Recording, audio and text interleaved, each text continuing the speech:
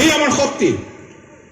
আৰু সেইকাৰণে জুনাইৰ এই সাধাৰণ সভাৰ জৰিয়তে আমি ক'ব খোজো যে সমগ্ৰ অসমত চক্ৰান্ত চলিছে। বিভিন্ন জাতি জনজাতি জনগোষ্ঠী ধৰ্মাৱলম্বী লোকেৰে গঠিত খিলঞ্জীয়া মানুহৰ মাজত ধৰ্মৰ নামত ভাষাৰ নামত সাম্প্ৰদায়িক চিন্তাৰে বিভাজন আনিবৰ কাৰণে ষড়যন্ত্ৰ চলিছে। আমি জুনাই সাধাৰণ সভাৰ পৰা তেখেতসকলক আমি ক'ব খুজিছো, সাৱধান, নোৱাৰিবা তোমালোকে অসমৰ সমাজ ব্যৱস্থাত ধৰ্মৰ নামত ভাষাৰ নামত গোষ্ঠীৰ নামত বিভাজন আনিব নোৱাৰিবা। আৰু এই জুনাই সাধাৰণ সভাৰ পৰাই বিভিন্ন জাতি জনজাতি জনগোষ্ঠী ধৰ্মাৱলম্বী লোকেৰে গঠিত খিলঞ্জীয়া মানুহৰ হৈ জুনাই সাধাৰণ সভাৰ পৰাই সংকীৰ্ণ মনা বিভাজনকাৰীসকলক ক'ব খুজিছো, সাৱধান। ৰাজনীতিকে সমাজ ভাঙে, কিন্তু সংস্কৃতিয়ে সমাজ গঢ়ে। তাৰে উদাহৰণ জুনাই, তাৰে উদাহৰণ জুনাই সাধাৰণ সভা, তাৰে উদাহৰণ হ'ব এই সাংস্কৃতিক শোভাযাত্ৰা।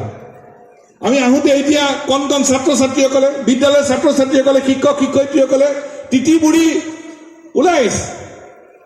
আৰু সেইকাৰণে আমি সকলোৱে সমবেত হৈ জুনাই সাধাৰণ সভাৰ পৰা ৰাজনীতিবিদসকলক ক'ব খোজো, ৰাজনীতিকে সমাজ ভাঙে, সংস্কৃতিয়ে সমাজ গঢ়ে। আৰু অসমৰ বিভিন্ন জাতি জনজাতি জনগোষ্ঠী ধৰ্মাৱলম্বী লোকৰ এই চহকী কলা সংস্কৃতিৰ জৰিয়তে সংস্কৃতিৰ দোলেৰে আমি অসমৰ জাতীয় জীৱনক অধিক কটকটীয়াকৈ বান্ধি শক্তিশালীভাৱে আমি আগবাঢ়ি যাম। আৰু তেওঁলোকক আমি ক'ব খোজো, নোৱাৰিবা তোমালোকে, আমি একেলগে আছিলো, আমি একেলগে আছো, আৰু আমি একেলগে আগবাঢ়ি যাম। জুনাই সাধাৰণ সভাৰ পৰা স্পষ্ট আমাৰ সকিয়নি, সকলো জাতি জনজাতি জনগোষ্ঠী ধৰ্মাৱলম্বী লোকে আমি একেলগে আছিলো, একেলগে আছো আমি, আৰু আমি একেলগে আগবাঢ়ি যাম। আৰু জুনাই সাধাৰণ সভাৰ পৰা অধিক শক্তিশালীভাৱে আগুৱাই যাবৰ কাৰণে প্ৰয়াস আমি অব্যাহত ৰাখিম। আমি পল ল'ম, প্ৰতিজ্ঞা লৈছো। কাৰণ এটা কথা আমি মনত ৰাখিব লাগিব, সংস্কৃতিৰ দোলেৰে আমাৰ সকলো জাতীয় জীৱনক আমি শক্তিশালীভাৱে আগুৱাই নিব লাগিব। হয়, সকলো জাতি জনগোষ্ঠীৰ কিছু সমস্যা আছে, মিচিং জনগোষ্ঠীৰ, বড়ো জনগোষ্ঠীৰ, সোণোৱাল জনগোষ্ঠীৰ, আহোম জনগোষ্ঠীৰ, দেউৰী জনগোষ্ঠীৰ, কোচ ৰাজবংশী, মটক মৰাণ, সোণোৱাল কছাৰী, মদাহী, কোচ ৰাজবংশী, শৰণীয়া কছাৰী, কাৰ্বি, ডিমাচা, সকলো জাতি জনগোষ্ঠীৰ সমস্যা আছে। এই সমস্যাবোৰ সমাধান হ'ব লাগিব। আৰু সকলো জনগোষ্ঠীৰ আত্মবিকাশৰ পথেৰে আগুৱাই যোৱাৰ লগে লগে আমি সাংস্কৃতিক দোলেৰে আমি সমাজখনক বান্ধি আমি শক্তিশালীভাৱে আগুৱাই যাব লাগিব। তাৰ বিভিন্ন আমাৰ বিভিন্নজনে সেই সম্পৰ্কত আমাক বাটৰ সন্ধান দি গৈছে।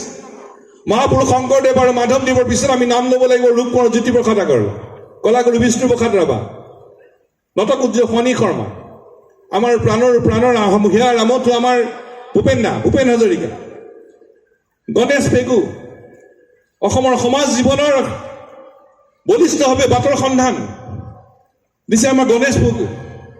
আমি জোনাইলৈ অহাৰ লগে লগে ক'ব লাগিব এই তৰাবলী মিলিবাইদেউৰ কথা। আমি ক'ব লাগিব আমাৰ ইতিমধ্যে আমাৰ পৰা আজৰি যোৱা মিলাদৈ মেদক, লোক সংস্কৃতিক সাধক হৈ লোক সংস্কৃতিক শক্তিশালীভাৱে আগুৱাই নিবলৈ নিৰৱচ্ছিন্ন প্ৰয়াস তেখেতসকলে অব্যাহত ৰাখিছে। মিলাদৈ মেদকৰ যি কণ্ঠ, এই সকলোবোৰক লৈয়েতো আমাৰ অসমখন, এই সকলোবোৰক লৈয়েতো আমাৰ শক্তি, আৰু এই সকলোবোৰক লৈয়ে আমি আগবাঢ়ি যাব লাগিব। আৰু তেনে দৃষ্টিভংগীৰে আগবাঢ়ি যাবৰ কাৰণে এই জুনাই সাধাৰণ সভা। আৰু সেইকাৰণে এই যে আমি এইখনে যে আমাৰ অসম, এইখন অসম আমাৰ শদিয়াৰ পৰা ধুবুৰীলৈ, শদিয়াৰ পৰা জোনাইলৈ, এই জোনাইত যে আমি সূৰ্য উষা দেশৰ পাদদেশত থিয় হৈ আমি সকলোৱে ঐক্যবদ্ধভাৱে আমি আকৌ শক্তিশালীভাৱে আমি প্ৰতিজ্ঞা লৈ ক'ব খুজিছো যে এইখন অসম আমাৰ, বিভিন্ন জাতি জনজাতি জনগোষ্ঠী ধৰ্মাৱলম্বী লোকেৰে গঠিত খিলঞ্জীয়া মানুহৰ এখন অসম। আৰু এইখন অসমত খিলঞ্জীয়া মানুহৰ প্ৰভুত্ব আৰু নিয়ন্ত্ৰণ থাকিব লাগিব। কিন্তু অসমত যিটো চলিছে যে সাংস্কৃতিক চিন্তাৰে আমি আগুৱাই যাব পাৰোঁ, সাংস্কৃতিক চেতনাৰে যাব পাৰোঁ,